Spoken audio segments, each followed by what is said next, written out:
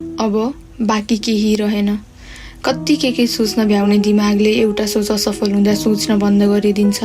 सारा संसार अटाउने आँखामा कहिलेकाहीँ आशका 2 थोपा आँसु नअटाई झरिदिन्छ। थाहा छ सोचेको कुरा पुरा नहुँदा कति पीडा हुन्छ। थाहा छ आँटेको कुरा गर्न नपाउँदा कति दुःख हुन्छ।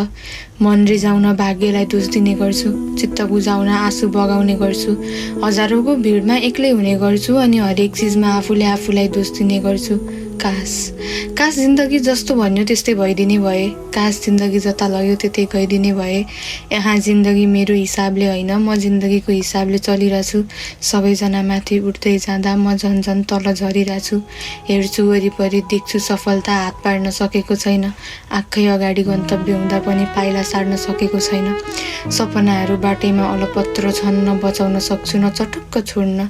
बाध्यताहरू घाँटीमा हाडसरी अल्झिरहेछन्, न निल्न सक्छु न उकल्न।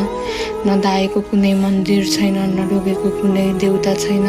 नगरेको भन्ने अब कुनै प्रयास बाँकी छैन, पाएको भन्ने एउटा चिज छैन।